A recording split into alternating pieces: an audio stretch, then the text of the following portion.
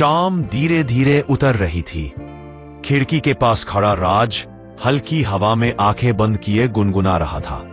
उसके चेहरे पर आज एक अनोखी खुशी थी, जैसे ये दिन जिंदगी में सिर्फ एक बार ही आता है। खिड़की से आती सुनहरी रोशनी में उसका चेहरा किसी फिल्मी हीरो जैसा चमक रहा था।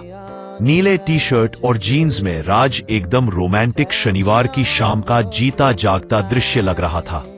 उसी वक्त अंदर से रिया की मां की आवाज आई, जरा इधर आओ बेटा, बाजार का बैग उठा दो।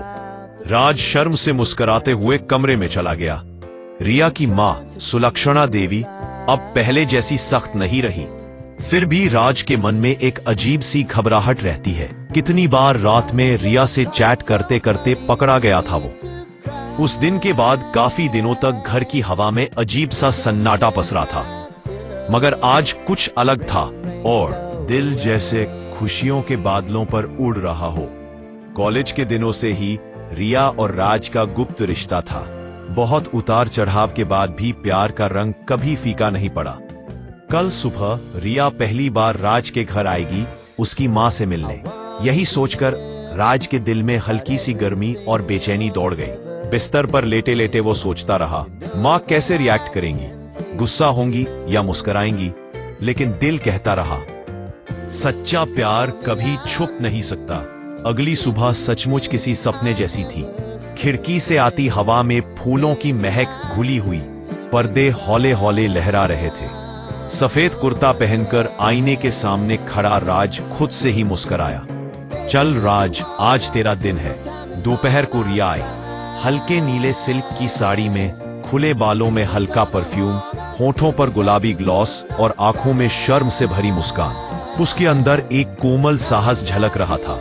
यह उसकी सास बनने वाली मां से पहली मुलाकात थी। सुलक्षणा देवी कुछ पल तक दोनों को देखती रही, फिर मुस्कुरा कर बोली, राज बहुत अच्छा चुनाव है। रिया ने शर्माते हुए नजरें झुका ली। राज का सीना खुशी से भर गया। उसने धीरे धीरे मेज के नीचे रिया का हाथ थाम लिया। एक पल के लिए उनकी उंगलियां लचीले कंपन से एक दूसरे में उलझक गईं। दोनों के बीच नजरें मिली और वे मुस्कुराए, जैसे दुनिया उनके लिए रुक गई हो। शाम ढलने लगी। दोनों छत पर खामोश खड़े थे। दूर आसमान में सूरज गुलाबी रोशनी फैलाते हुए उतर रहा था। राज की उंगलियां रिया के बालों को छूती हुई उसके कानों के पास रुकी, फिर धीरे धीरे गर्दन तक आ पहुंची। रिया ने आंखें बंद कर ली और फुसफुसाई, आज लगता है कुछ भी नामुमकिन नहीं है। राज ने हल्के स्वर में कहा, मां भी समझ गई है कि प्यार को रोका नहीं जा सकता, बस समय चाहिए उसे अपनाने के लिए। उनके होठ धीरे धीरे एक दूसरे के करीब आने लगे। खामोश हवा में फूलों की खुशबू घुल गई और वो शाम एक अधूरी नहीं, एक पूरा प्रेम कहानी बन गई।